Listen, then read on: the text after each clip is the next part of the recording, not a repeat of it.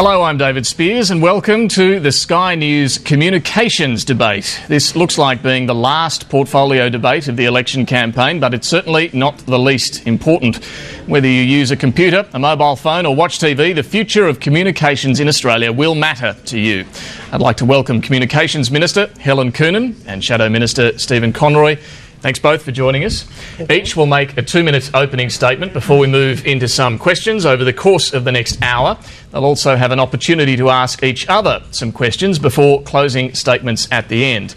Now, we tossed a coin just before coming on air. The Minister won the toss. She's decided to speak first. So, Senator Helen Coonan, after you. Thank you, David, and good afternoon, Steve. This is certainly a bit smaller than the chamber and question time, but anyway, here we go. Communications, of course, is now the lifeblood of the Australian economy. We all recognise its capacity to deliver innovation and efficiencies across the whole economy. Successful communications policy, like any other area, depends on a strong economy, and it is not undermined, and it is important that it's not undermined by any out-of-control government spending. The Coalition has a seamless, comprehensive program to deliver 21st century digital communications, fully costed and rolling out as we speak. Labor, on the other hand, has little more than a grab bag of cliches and sound grabs for a broadband policy. Last night, Labor failed a critical test by not submitting their $4.7 billion broadband network for scrutiny under the Charter of Budget Honesty. What are they afraid of?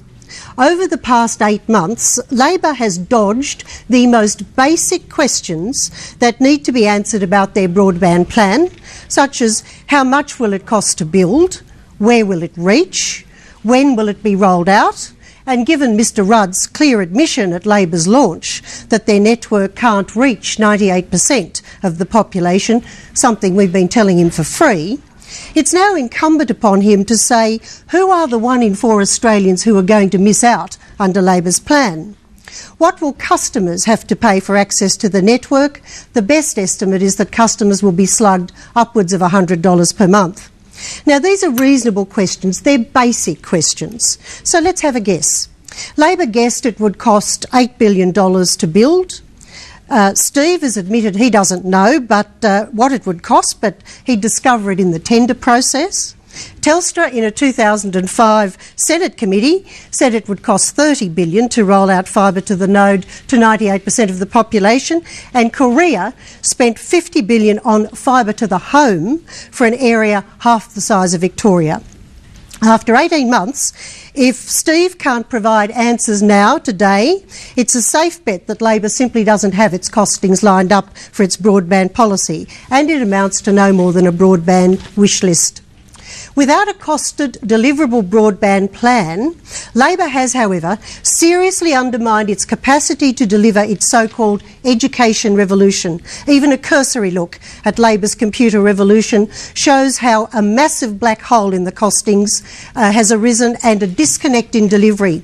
They've allowed only $100 million to connect all schools in Australia. We'll have to wrap things up soon, Minister. Yes, I'll just finish quickly. In short, there's a $1 billion blowout in Labor's costings, but here's the kicker. Their $1 billion computer program over 4 years will have expired just waiting for Labor's broadband network to arrive. Kids now in years 9 to 12 will have left school by the time Labor's broadband network is available in 2013. So Labor has fallen at the first hurdle of economic responsibility. Minister, thank you. I think that was about 3.5 minutes, so Senator Conroy will invite you to speak for the similar length of time. In the communications sector, there is a revolution taking place. There is a revolution taking place that is impacting on all sections of Australian society. It's a revolution about how we gather information, about how we share information, about how we distribute information. Many Australians don't watch the 6 o'clock news at night anymore. Many Australians don't read newspapers. Instead, they're getting online. They're looking to surf the net to gather that information. Recently, a Microsoft survey of Australians aged between 16 and 24 years old asked the following question: what would you rather have break down, your TV or your laptop? overwhelmingly they said, let it be our TV. Because this overwhelming majority are moving into the digital era. The Australian version of MySpace has only been open just over 12 months, yet over 4 million Australians have registered to use it.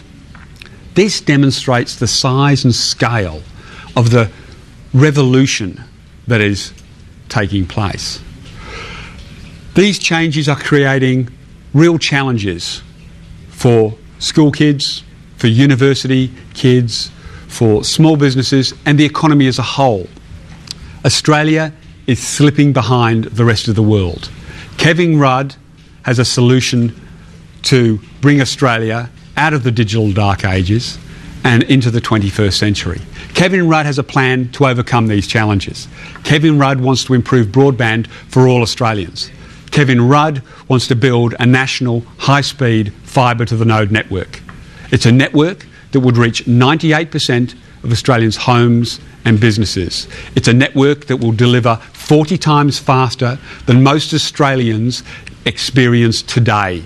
It's a network that will deliver 100 times faster speeds for school kids in their schools than they currently experience. Labor's education revolution will provide tax rebates to deliver cheaper internet access at home, to deliver laptops to families who need them. Labor's education revolution is about jumping Australia into the 21st century.